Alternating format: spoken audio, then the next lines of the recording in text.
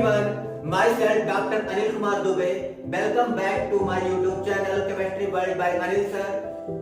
तो गाइस आज की वीडियो में मैं बात करूंगा मैटर क्या होता है और मैटर का क्लासिफिकेशन कैसे किया जा सकता है। बहुत सारे स्टूडेंट ऐसे होते हैं जो कि पूरा केमिस्ट्री का सिलेबस पढ़ लेते हैं लेकिन उनको ये नहीं पता होता है कि एलिमेंट और कंपाउंड को कैसे डिफरेंशिएट किया जा सके। एलिमेंट क्या होता है और कंपाउंड क्या होता है इसके बारे में कोई उनको आइडिया नहीं होता कि कैसे उसको डिफरेंशिएट किया जा सके और कैसे उसको समझा जा सके कि ये एलिमेंट होगा ये कंपाउंड होगा। तो डोंट वरी गाइस, आज के वीडियो में मैं वही डिस्कस करूंगा कि एलिमेंट और कंपाउंड क्या होते हैं, कैसे एक दूसरे से डिफरेंशिएट होते हैं। इसके पहले मैं बात करूंगा कि जो इनवर्स होता है वो किन किन चीजों से मिलकर बना होता है। तो आइए देखते हैं कि इनवर्स जो है वो किन किन चीजों से मिलकर बना होता है। तो क्लासिफिकेशन ऑफ इनवर्स के बारे में मैं बात कर रहा हूं। क्लासिफिकेशन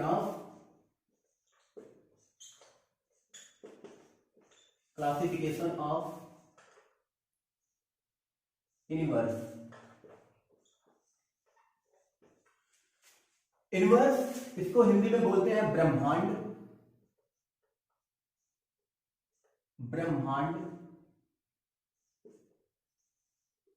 और इसका जो इनवर्स बना होता है वो दो चीजों से मिलकर बना होता है। एक होता है मैटर, दूसरा होता है एनर्जी।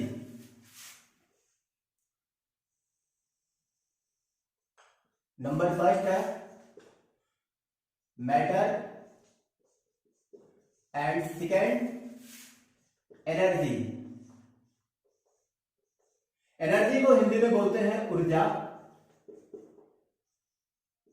और मैटर को बोलते हैं पदार्थ। मैटर को हिंदी में बोलते हैं क्या? पदार्थ।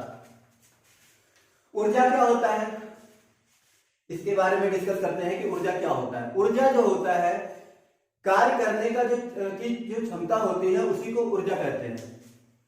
कार्य करने की जो क्षमता होती है वो उसी को ऊर्जा कहते हैं।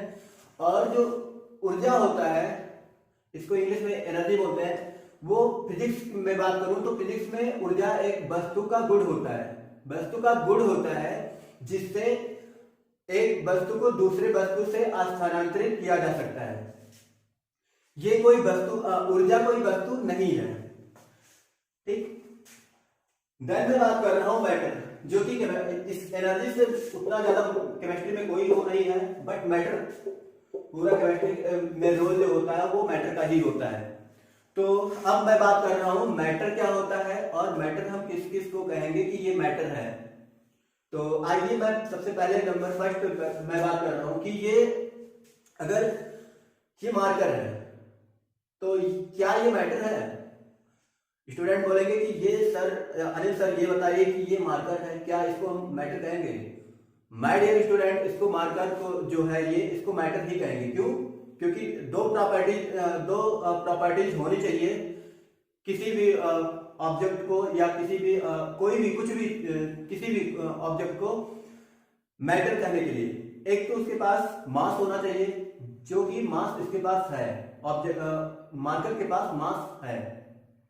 और दूसरा है ये स्थान को जो है वो घेरे या एरिया को ऑक्युपाई करे। तो दोनों इसके पास प्रॉपर्टी है। अगर हम इसको कहीं नीचे रख देंगे तो ये स्पेस को भी कवर करेगा और फिर ये इसके पास मास है, तो ये मैटर ही होगा। आइए देखते हैं मैटर क्या है। तो अभी मैंने बताया जैसे, तो एनसीईआरटी का लाइन है, सबसे फर्स्ट नंबर पे मैं बात कर रहा हूं। एनसीईआरटी ये कह रहा है कि एनीथिंग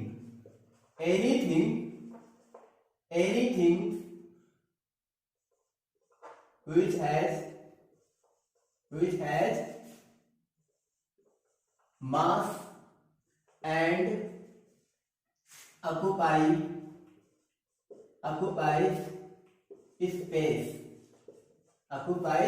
space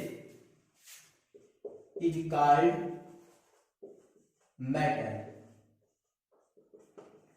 इतना जो है ये जो दो लाइन है वो एनसीईआरटी का लाइन है, एनसीईआरटी। ये एनसीईआरटी इतना बोल रहा है कि जिसके पास मास हो, मैटर के पास जो कुछ भी जिसके पास मास हो और फिर वो स्थान को घेरता हो, उसको मैटर कहते हैं, ठीक। लेकिन जो रेफरेंस बुक होता है उसमें मैटर के बारे में और उसने बोला है आगे बढ़ा के कि जो हमारे 5 सेंसेस द्वारा हमें उसको अनुभव किया जा सके। तो आगे मैं बात कर रहा हूं रेफरेंस बुक में जो लिखा है, and which can felt our 5 senses is called matter। अब ये हुआ कि दोनों कवर, ये एनसीईआरटी का लाइन है, ये रेफरेंस बुक, दोनों मिला के ये कंप्लीट हो जा रहा है इसका डिफिनेशन। तो अगर ऑब्जेक्टिव क्वेश्चन में अगर आ गया तो एनसीईआरटी को ही ज्यादा प्रायोरिटी देना होता है कि अब ये नहीं इसको खोजने लगो कि ये तो है ही नहीं सर, अरे सर तो आपने बता दिया ये तो है ही नहीं, ऐसा कुछ नहीं है। अगर एनसीईआरटी को हमेशा प्रेफरेंस देना होता है, कोई भी कॉम्पिटिटिव एग्जाम में एनसीईआरटी ही समझ लो भगवत गीता होता है, तो इसको हम इग्नोर नहीं कर सकते। इसके बाद अगर ये मिल जाता तो ठीक है, बट इसको ज्यादा सबसे नंबर फर्स्ट पे प्रायोरिटी देना कि मास और उसके पास ऑक्युपाई जो कवर करे तो उसको मैटर बोलते हैं। नेक्स्ट मैं बात कर रहा हूं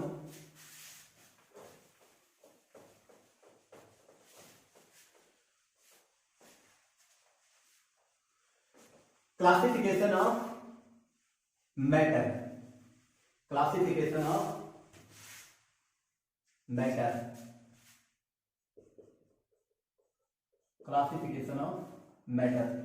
तो जो मैटर होता है वो दो पार्ट में क्लासिफाई होता है, एक फिजिकल क्लासिफिकेशन होता है, एक केमिकल क्लासिफिकेशन होता है। फिजिकल क्लासिफिकेशन में क्या होता है, जो हम उसको ऑब्जर्व करें, जो हमें दिखता है उस बिहार पे अगर हम क्लासिफाई करें तो वो होता है फिजिकल क्लासिफिकेशन। कौन सा classification? Physical classification. Physical classification. और एक होता है केमिकल, सेकेंड है chemical classification. Chemical classification. Physical classification के बारे में मैं बात कर रहा हूं, तो फिजिकल क्लासिफिकेशन के अनुसार जो मैटर होता है वो क्लासिफाइड होता है 3 पार्ट में। एक्चुअली में होता 5 टाइप के होते हैं on the basis of physical classification. The type of matter are 5 type, but in the NCERT only discuss 3 types. 3 type of matter will be discussed here.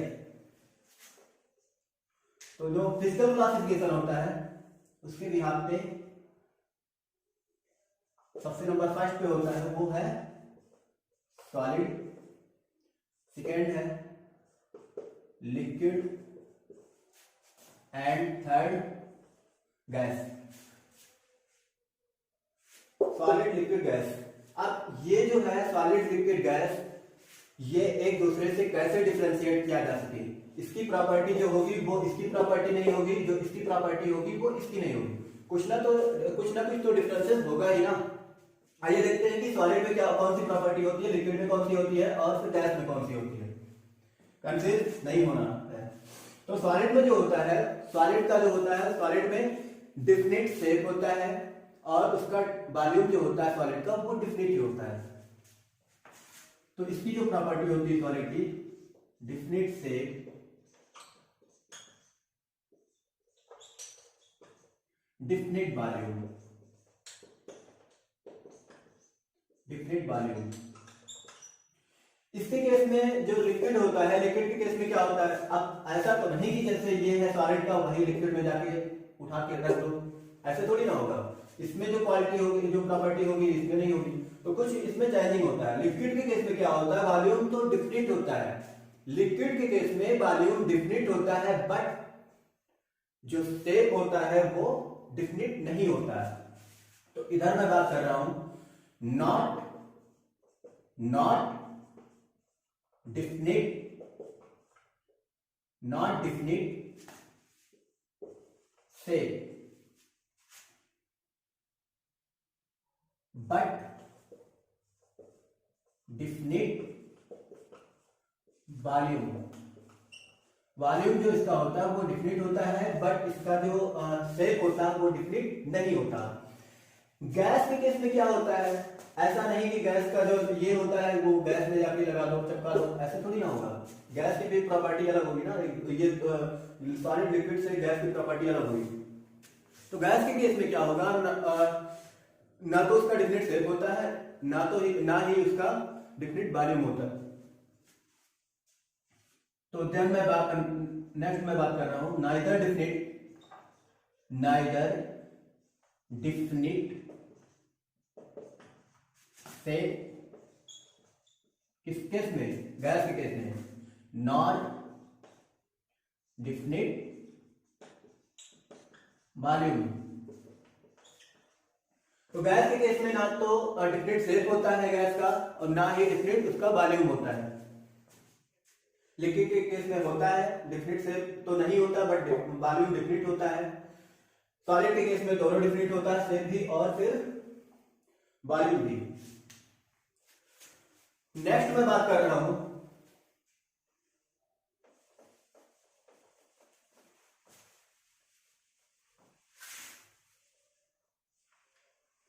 Chemical classification. Chemical classification के अनुसार जो matter होता है वो classify होता है 2 part में।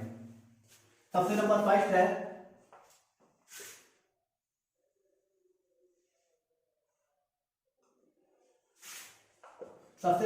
जो क्लासिफिकेशन हुआ मैटर केमिकल क्लासिफिकेशन के बिहार पे, वो फर्स्ट है प्योर सब्सटेंस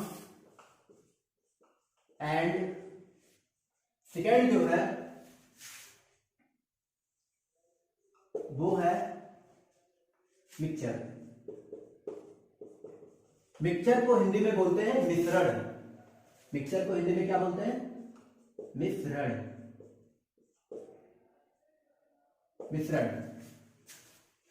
अब मैं बात करूं कि ये प्योर सब्सटेंस और मिक्सचर ये एक दूसरे से कैसे डिफरेंशिएट किया जाएगा, कैसे डिफरेंशिएट होंगे कि ये मिक्सचर कौन सा होगा, कौन सा जो मैटर होगा वो मिक्सचर होगा, कौन सा जो मैटर होगा वो प्योर सब्सटेंस होगा। तो देखते हैं प्योर सब्सटेंस क्या है। प्योर सब्सटेंस जो होता है, माय डियर स्टूडेंट बहुत ध्यान से देखना, बहुत ध्यान से सुनना भी। प्योर सब्सटेंस जो होता है उसमें जितने भी कॉन्स्टिट्यूएंट होते हैं प्योर सब्सटेंस में, उसका जो रेशियो होता है मास का जो रेशियो होता है वो फिक्स होता है। जितने भी नेक्स्ट फिर से मैं बात कर रहा हूं, ध्यान देना, जितने भी कॉन्स्टिट्यूएंट होते हैं प्योर सब्सटेंस में उसका जो रेशियो होता है मास का वो फिक्स होता है। वही लिख रहे हैं fixed ratio of mass of all constituents. जितने भी कॉन्स्टिट्यूएंट प्योर सब्सटेंस में होंगे उनका जो रेशियो होता है मास का वो फिक्स होता है। मिक्सचर के केस में क्या होता है, जो मास का रेशियो होता है वो फिक्स नहीं होता है, जितने भी कॉन्स्टिट्यूएंट होते हैं। इधर देखते हैं, not fixed ratio of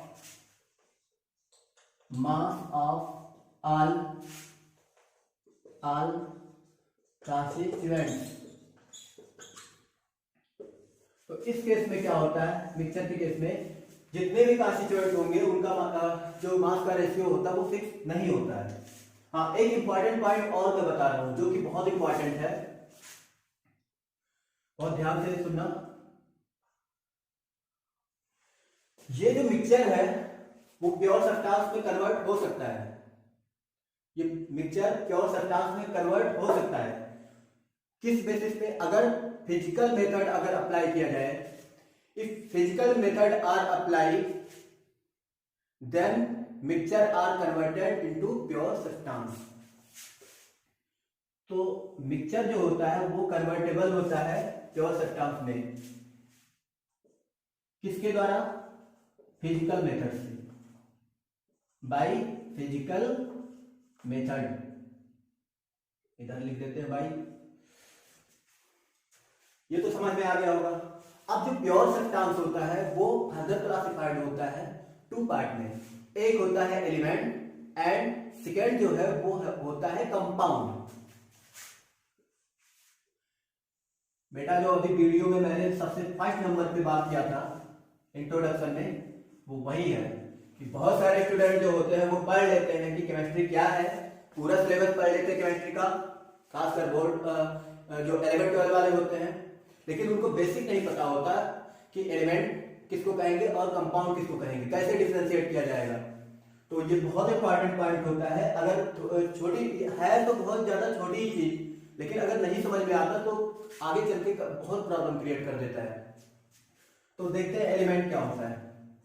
element two part में प्योर सब्सटेंस कन्वर्ट होता है, एक होता है एलिमेंट और सेकेंड जो होता है वो होता है कंपाउंड। सेकेंड जो होता है वो कंपाउंड होता है। एलिमेंट की अलग प्रॉपर्टी होती है, कंपाउंड की अलग प्रॉपर्टी होती है। इसके प्रॉपर्टी दोनों मिक्स नहीं हो सकते किसी कीमत पे। इसमें कौन सी चीजें पाई जाती है, इसमें कौन सी चीजें पाई जाती है, वो दोनों अलग होती हैं। एलिमेंट के केस में क्या होता है कि एक ही टाइप के जो एटम होते हैं, एक ही टाइप के एटम मिलके एलिमेंट बनाते हैं। लेकिन कंपाउंड के केस में ऐसा नहीं होता। कंपाउंड के केस में जो होता है डिफरेंट टाइप के एटम मिलके कंपाउंड बनाते हैं। या मैं बात करूं टू और more than two type of atoms of different element में कंपाउंड। डिफरेंट एलिमेंट बोलने की जरूरत नहीं है, वैसे टाइप अगर मैंने बोल दिया तो हो गया। तो इसमें क्या है, only one type of atoms are present। तो ये क्या होगा, एलिमेंट होगा। अब इसके केस में, कंपाउंड के केस में क्या होता है, टू और more than two types of atoms. मैंने इतना बोल दिया तो हो गया। दो या दो से अधिक टाइप के जो एटम होंगे वो मिलके कंपाउंड बनाते हैं। आगे मैं लिख दूं या ना लिखूं ऑफ एलिमेंट, इसको लिखने की जरूरत भी नहीं है। Of elements. तो गाइस अब तो क्लियर हो गया होगा कि एलिमेंट किसको कहेंगे और कंपाउंड किसको कहेंगे। तो जितने भी स्टूडेंट जो नहीं पहले जानते थे, प्लीज इस वीडियो को बहुत अच्छे से देख लेना और वहां से अब यहां से आइडिया पता कर लेना कि कंपाउंड और एलिमेंट में डिफरेंस क्या है। आगे मैं बात कर रहा हूं कि जो एलिमेंट होता है वो उसमें भी टाइप होते हैं। एक होता है एलिमेंट में भी क्लासिफिकेशन होता है, एक मेटल होता है, एक मेटलॉइड होता है, एक नॉन मेटल होता है। तो इसके कुछ एग्जांपल मैं यहां रिप्रेजेंट कर रहा हूं। Metal,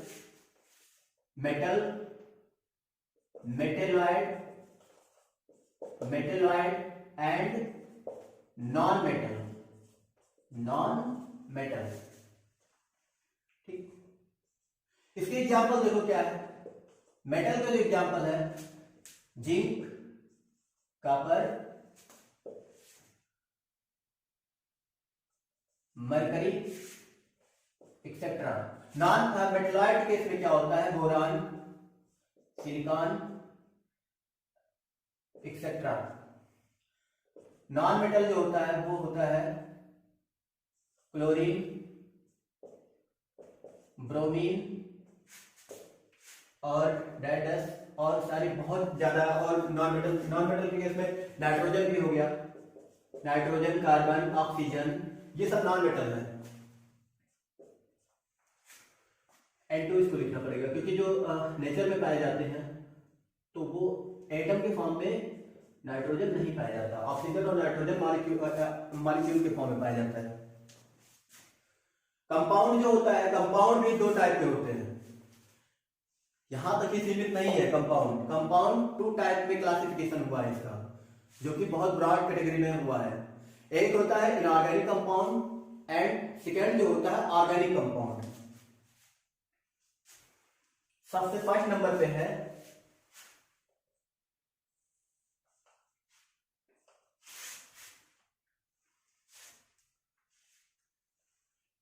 inorganic compound and second जो है organic compound. Inorganic organic compound जो है इसको समझने के लिए मेरा जो पहला वीडियो था, पहला क्या मैं बात करूं तो हाँ, फोर्थ वीडियो जो है उसमें मैंने डिस्कस किया था। इसके पहले वाली जो वीडियो है उसमें मैंने डिस्कस किया है कि ऑर्गेनिक और इनऑर्गेनिक कंपाउंड या इनऑर्गेनिक केमिस्ट्री उसी में जो है इनऑर्गेनिक केमिस्ट्री ऑर्गेनिक केमिस्ट्री उसी में मिल जाएगा ये। अब इनऑर्गेनिक जो होता है ऑर्गेनिक, ये इनऑर्गेनिक कंपाउंड जो होता है कार्बन कंटेनिंग जितने भी कंपाउंड होंगे वो ऑर्गेनिक कंपाउंड होंगे। रेस्ट कुछ एक्सेप्शन है, जैसे रेस्ट जितने भी हैं वो इनऑर्गेनिक केमिस्ट्री में आएंगे, कंपाउंड में आएंगे। जैसे एग्जांपल देख लो इधर, एग्जांपल जो है जैसे इनऑर्गेनिक कंपाउंड के एग्जांपल, इनऑर्गेनिक कंपाउंड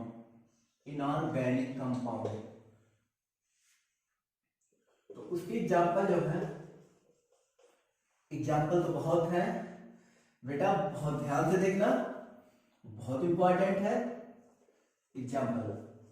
ये होता है जैसे एक हो गया NaCl, ये कंपाउंड हो गया क्योंकि प्रॉपर्टी यही है कंपाउंड की, दो या दो से अधिक टाइप के जो एटम होंगे तो वो कंपाउंड बनाते हैं। तो एक हो गया ये एटम हो गया सोडियम, एक हो गया क्लोरीन, तो दो मिलके कंपाउंड बना दिए।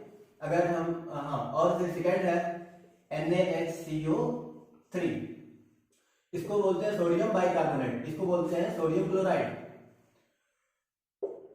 नेक्स्ट है Na2CO3, कैल्शियम के भी लिखते हैं CaCO3, कैल्शियम कार्बोनेट इसको कहते हैं, और कैल्शियम हाइड्रोक्साइड। ये बहुत एग्जाम्पल होंगे इनऑर्गेनिक के। नेक्स्ट मैं बात कर रहा हूं ऑर्गेनिक कंपाउंड, उसके एग्जाम्पल। इसके जो एग्जाम्पल है, जैसे मैं बात कर रहा हूं कहां से, एल्कीन से ही बात कर लेते हैं, एल्केन से बात करते हैं।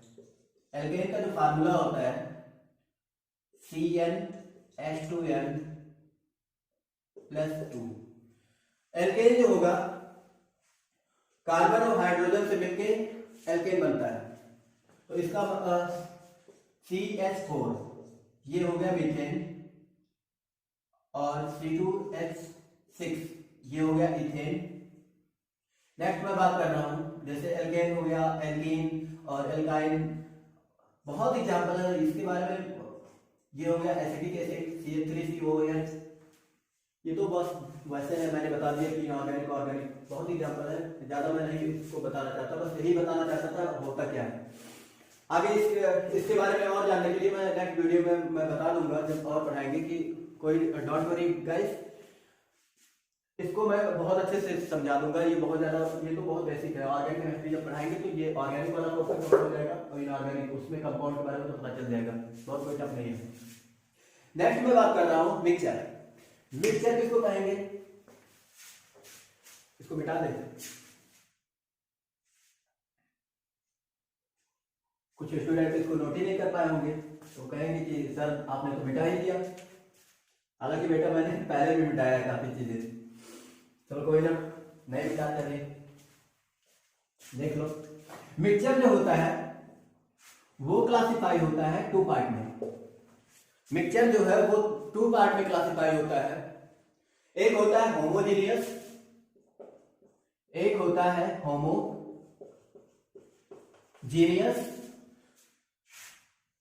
एंड सेकेंड जो है वो होता है हेट्रोजीनियस।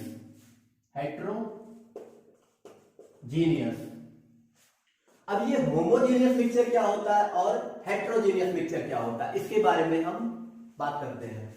इसका एग्जांपल, बेस्ट एग्जांपल है होमोजीनियस मिक्सचर का, वो होता है सॉल्यूशन, जो कि क्लास 12 केमिस्ट्री जो है क्लास 12 सेकेंड चैप्टर जो है एनसीईआरटी का, उसमें ये चैप्टर ही है। तो होमोजेनियस मिक्सचर का सबसे बेस्ट एग्जांपल सॉल्यूशन है। अब ये बात करते हैं कि होमोजेनियस किसको कहेंगे, और फिर होमोजेनियस मिक्सचर टर्म जो है वो तो बाद में बात करेंगे। पहले सबसे फर्स्ट नंबर पे मैं बात कर रहा हूं, ये होमोजेनियस क्या होता है। होमोजेनियस क्या होता है?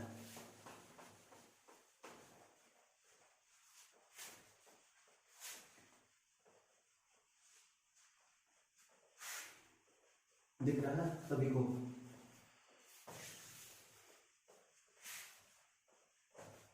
मिटा है।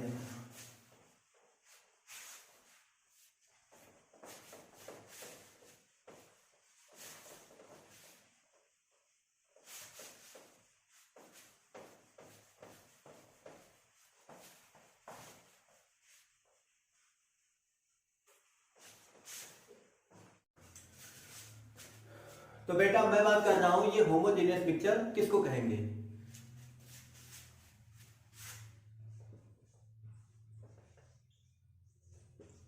होमोजेनियस मिक्सचर किसको कहेंगे? तो होमोजेनियस मिक्सचर को समझने के पहले समझना होगा कि होमोजेनियस क्या होता है। तो होमोजेनियस जो होता है वो सॉल्यूट और सॉल्वेंट जो मिक्सचर में पाया जाता है उसका फ्रैक्शनल रेशियो अगर कांस्टेंट हो, सॉल्यूट और सॉल्वेंट का जो मिक्सचर में पाया जाता है उसका प्रत्येक फ्रैक्शन में रेशियो कांस्टेंट अगर हो तो उसको बोलते हैं होमोजेनियस। इन एवरी फ्रैक्शन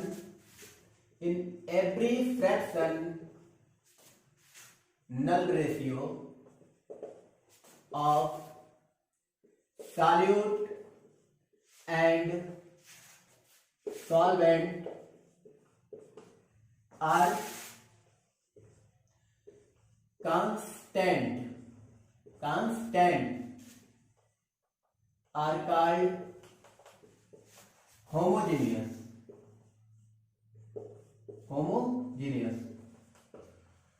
तो प्रत्येक फ्रैक्शनल का जो रेशियो होता है सॉल्यूट और सॉल्वेंट का, अगर वो कांस्टेंट होता है तो उसको बोलते हैं होमोजेनियस। एग्जांपल देखते हैं। एग्जांपल जैसे है, एक मैंने लिया शुगर और दूसरा लिया मैंने वाटर, दोनों मिलकर क्या बना? सॉल्यूशन बना। अब हाँ, ये भी इंपॉर्टेंट पॉइंट है, स्किप मत करना, बहुत ज्यादा इंपॉर्टेंट है कि हम किसको बोलते हैं, ये सॉल्वेंट होगा, ये सॉल्यूट होगा। तो जो ज्यादा अमाउंट में होगा उसको बोलते हैं सॉल्वेंट, जो कम अमाउंट में होगा उसको बोलते हैं सॉल्यूट। तो ये शुगर जो होता है वो कम अमाउंट में होता है, वो होगा सॉल्यूट, और ये वाटर जो है वो होगा सॉल्वेंट। वाटर को यूनिवर्सल सॉल्वेंट भी बोला जाता है। तो इनिशियल टाइम में क्या करते हैं कि जो शुगर होता है उसको 10 लेते हैं, ग्राम में या कोई भी ले लो, 10 लेते हैं, और वाटर को लेते हैं 100, तो बनता है क्या? सॉल्यूशन। नेक्स्ट फाइनल में क्या करते हैं, फाइनल जैसे जो है इसमें से कुछ कंज्यूम होगा ना तो मिलके बनाता है। तो फाइनल के केस में क्या होता है, फाइनल टाइम में मान लिया इसका 10 में से 9 कंज्यूम हो गया क्या? सॉल्यूशन बनाने में, और इसका कितना हुआ? 90। 9 कंज्यूम अगर हो गया तो कितना बचा बेटा? 1 बचेगा। और अगर 90 कंज्यूम हो गया तो कितना बचेगा? 10। अब इसका देखो रेशियो जो है वो कांस्टेंट आ रहा है कि नहीं आ रहा है फ्रैक्शनल का। तो इधर देखो, अगर मैं बात करूं इनिशियल टाइम का तो रेशियो क्या है? 10/100। 10/100 तो कितना हुआ? 1/10, ये इससे कट गया। अगर फाइनल टाइम की बात करूं तो जो रेशियो होता है वो होगा 1/10। तो दोनों का रेशियो कांस्टेंट है कि नहीं? अब नेक्स्ट मैं बात कर रहा हूं, हाँ होमोजीनियस का तो मैंने बता दिया। अब ये होमोजीनियस मिक्सचर क्या होता है? इसके बारे में मैं बात कर रहा हूं कि ये होमोजेनियस मिक्सचर क्या होता है। अभी तक तो मैंने बताया कि ये होमोजेनियस क्या होता है। इधर देखो, बहुत इंपॉर्टेंट पॉइंट है, दोनों को ले लो इसका। अब इधर लगाओ, होमोजेनियस मिक्सचर क्या होता है। तो होमोजेनियस जो मिक्सचर होता है उसमें कंपोजिशन और प्रॉपर्टीज, कंपोजिशन एंड प्रॉपर्टीज किसका, कंपोनेंट का, जितने भी कंपोनेंट मिक्सचर में पाए जाते हैं उसका कंपोजिशन और प्रॉपर्टी अगर यूनिफॉर्मली डिस्ट्रीब्यूटेड हो तो उसको बोलते हैं homogeneous mixture. The mixture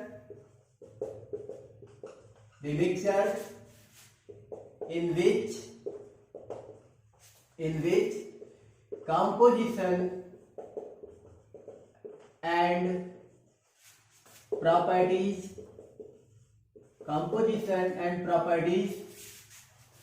of all constituents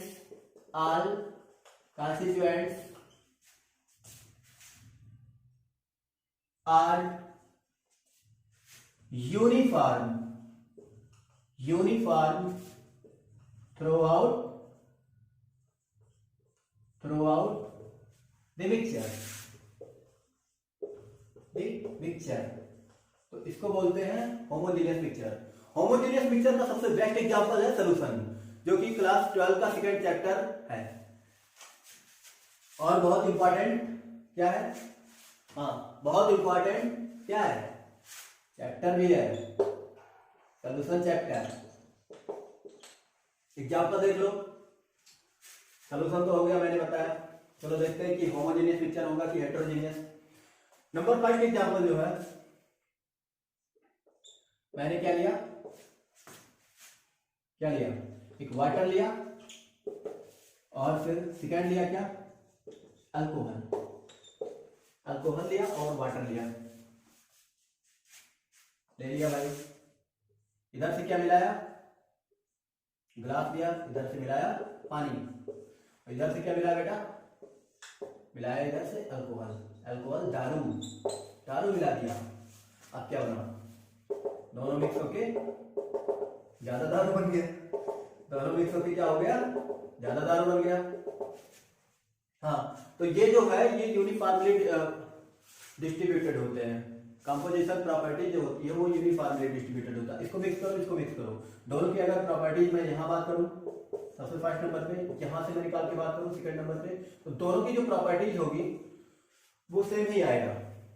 तो देन मैं बात कर सकता हूँ ये होमोजेनियस मिक्सचर है। नेक्स्ट है एग्जांपल, वाटर प्लस शुगर। दो एग्जांपल बहुत है। और नेक्स्ट मैं बात कर रहा हूं हेट्रोजीनियस मिक्सचर। अभी मैंने बात किया होमोजेनियस, इसका उल्टा होगा हेट्रोजीनियस। हेट्रो मीन्स होता है डिफरेंट। अब क्या क्या डिफरेंट होगा देखते हैं।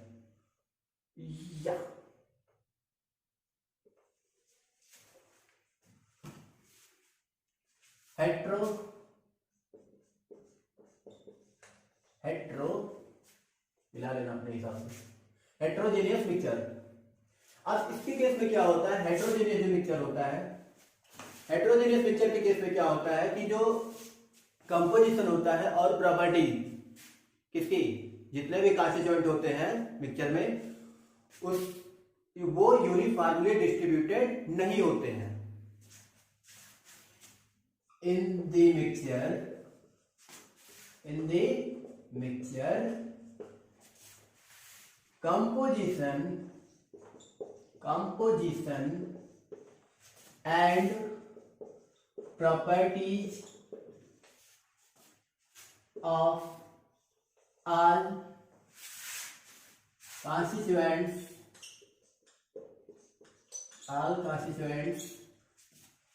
are not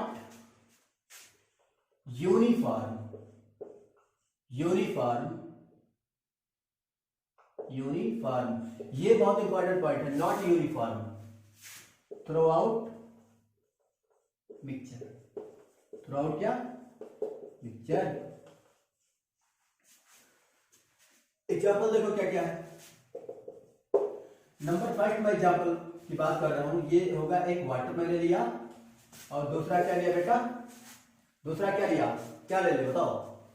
दूसरा मैं लेता हूं सैंड। ये हो गया, this is the example of heterogeneous mixture.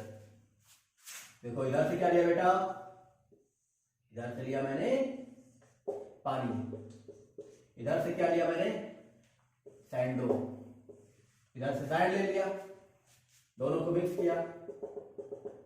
दोनों को मिक्स करने के क्या बाद क्या होता है, मिक्स करने के आफ्टर मिक्सिंग ये जो होता है सैंड, वो बेटा सेटल डाउन हो जाता है। कहां सेटल डाउन हो जाता है, बेस रीजन पे, बेस रीजन पे सेटल डाउन हो जाता है सैंड, और जो वाटर होता है वो ऊपर हो जाता है। तो ये यूनिफॉर्मली डिस्ट्रीब्यूटेड है ही नहीं, तो इसको बोलते हैं हेट्रोजीनियस मिक्सचर। सेकंड एग्जांपल देखो, सेकंड एग्जांपल क्या ले ले, एक मैं वाटर ले लिया, दूसरा क्या ले ले बेटा, ऑयल ले लो, ले लो, ले लिया, बच्चों ने बोला तो मैंने ले लिया। इधर से वाटर, इधर से क्या लिया ऑयल, हाँ इधर से वाटर गया, मिलाया, इधर से मैंने क्या किया ऑयल मिलाया। ऑयल जैसे ही मिलाते हैं तो ये जो ऑयल होता है वो मिक्स वाटर से नहीं होता, और मिक्स नहीं होता तो एक लेयर बन जाता है, और जब ये लेयर बन जाता है तो यूनिफॉर्मली डिस्ट्रीब्यूटेड थोड़ी ना कंपोजिशन प्रॉपर्टी, इसकी प्रॉपर्टी वाटर की वाटर ही रह गई, ऑयल की ऑयल ही रह गई, तो कैसे बोलेंगे कि ये होमोजेनियस हो गया। This is the example of heterogeneous. ये जो जितने भी केमिस्ट्री के टर्म होते हैं वो सब कॉन्सेप्ट बेस पे ही होते हैं। सबसे नंबर 5 पे यही बात करना, जिसको कॉन्सेप्ट नहीं समझ में आता डेली लाइफ में, जिस जो नहीं यूज कर सकता, कि नहीं मतलब कंपेयर कर सकता, अगर डेली लाइफ में उसको यूज करो या उससे उसको लाके मतलब देखो तो समझ में आएगा, अगर नहीं तो नहीं समझ में आएगा। रटने से कुछ नहीं होता। केमिस्ट्री नॉट द हाँ क्या बोले, केमिस्ट्री रटने वाला कोई सब्जेक्ट नहीं है। सबसे नंबर 5 पे मैं बात कर रहा हूँ, मैं काफी समय से पढ़ा रहा हूँ, लेकिन हाँ ये कोई रटने वाला सब्जेक्ट नहीं है। ये this is more interesting subject. अगर बहुत अच्छा इंटरेस्ट आ गया, बहुत अच्छे से तो कॉन्सेप्ट समझ में आ गया अच्छे से, तो बहुत इजी हो जाएगा। अगर नहीं समझ में आया तो कार्बन हाइड्रोजन यही सब करते रहोगे, ये क्या होता है वो क्या होता है, कुछ नहीं समझ में आएगा, जीरो हो जाओगे एकदम डब्बा। तो this is the example of heterogeneous mixture. और क्या मैं बात करूं, बस खत्म हो गया सिलेबस। सिलेबस क्या खत्म हो गया, आज का वीडियो खत्म, इतना ही था। हाँ चलो बोल देते हैं। Thank you guys for watching my video, thank you.